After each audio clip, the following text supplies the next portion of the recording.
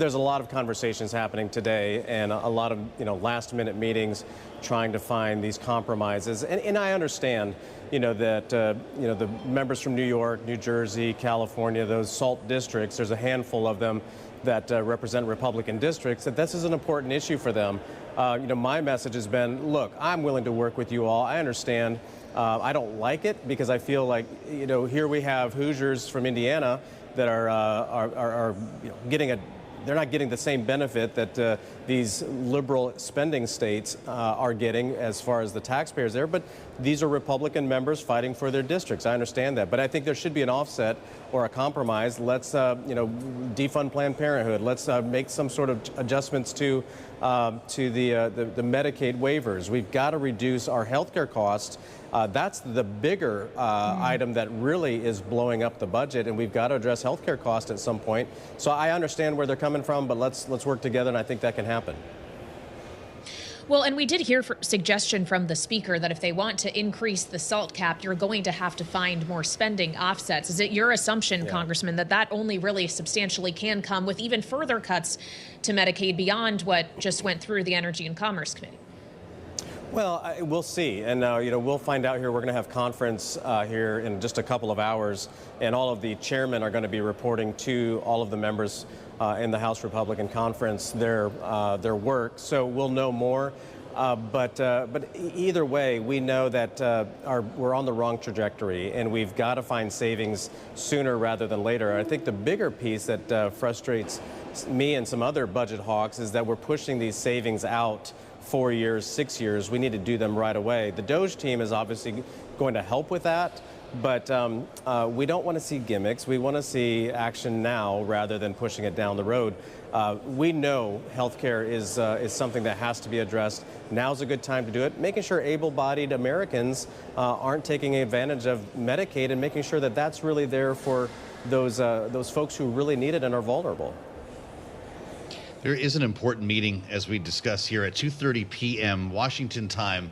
The whole Republican House conference gets together behind closed doors to have this out. Congressman, we keep reading about warring factions inside the conference, a Freedom Caucus that's not getting along with the salty Republicans. Who's going to be the loudest in this meeting, and what will it generate?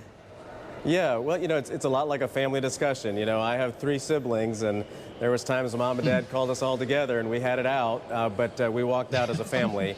And I know that's what's going to happen here. Republicans we know what we have to do, making sure the Trump tax cuts are in place, over the next 5 to 10 years, making them permanent if possible. We're going to also focus on the president's agenda. No tax on tips, no tax on Social Security and his other items that he has. This is just the meeting that we have to make sure that every voice is heard. And Speaker Mike Johnson has done a good job at that, making sure that every part of our conference is being heard. And I know that's valuable to every person. At least we have the opportunity to go back home and tell our constituents, I made the case, I did everything I could. But we're not always going to get what we want. But I do think at the end, this is a bill that's really important for the American people. It, unleashes our energy production. It's going to focus on, of course, our tax policy, but reducing regulation. It is that big, beautiful bill, and that's why it's a little harder to lift it across the finish line because there's so many facets to it. But I truly believe we're going to get it done. Well, of course, it is the Budget Committee on which you sit that is actually going to make this one big, beautiful bill, take all of the disparate pieces that have passed through the various committees and put them back together, scheduled to happen tomorrow. Have you been given any reason to believe, Congressman, that the Budget Committee itself reassembling this could be delayed because of these outstanding issues, or is tomorrow happening no matter what? I think tomorrow's going to happen no matter what. Any changes could be agreed upon with Speaker Johnson's office or the leadership offices, along with the budget chair and the budget committee. We would make instructions, send those to the rules committee. They would have to make the changes before it goes to the floor next Monday. But I feel like there's some consensus coming together here at the end. Everybody has made their case, whether it's the SALT caucus or whether it's those of us on the budget committee making sure we stick to our numbers. And also, we're hearing some good things from the Senate side, that they want to even take up a couple of items that may increase savings even more. At the end of the day, we want to make sure the economy is strong, the tax rates are in place. That way there's confidence in the markets, and then also that the president has what he needs to secure the border and do what he promised the American people. And so I feel like we're all unified around those big principles, and we're going to get there. Congressman, I want to ask you, as we follow President Trump's travels across the Middle East, he's in Abu Dhabi right now in a bilateral meeting with the president of the UAE. We were struck by news earlier this week that he in fact sat down with the new leader of Syria. And it's important as we spend some time with you because you were there just a couple of weeks ago. You and Representative Corey Mills of Florida touched down in the Damascus suburb of Jobar and spent some time touring the region, meeting with officials. What did you learn? And what's going to happen next in Syria now that President Trump has sat down with its leader and removed sanctions?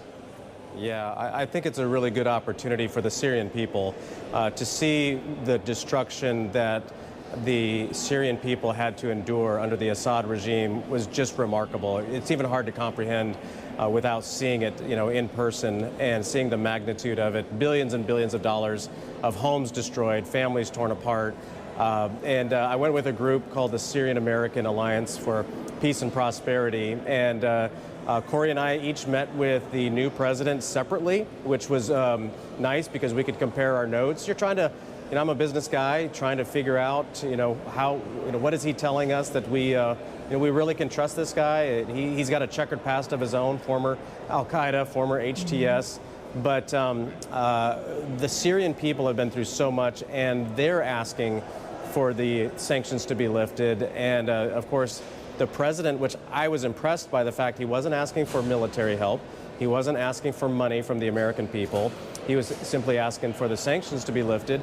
And the fact that he had a deal, or has a deal, offered to him by the Russians, but he didn't want to take it until he actually talked to President Trump and to America to see if, which direction they're going to go. And we know they're going to go one direction or another. But I really felt after meeting with them and being in Syria for a couple of days, they really want to be a part of the Western economy. And I think they see what's happening in Saudi Arabia, Qatar, and UAE, and the amount of prosperity and wealth that's being built there, that they want to be a part of that. He talked about trade lines, tourism in their country, commerce.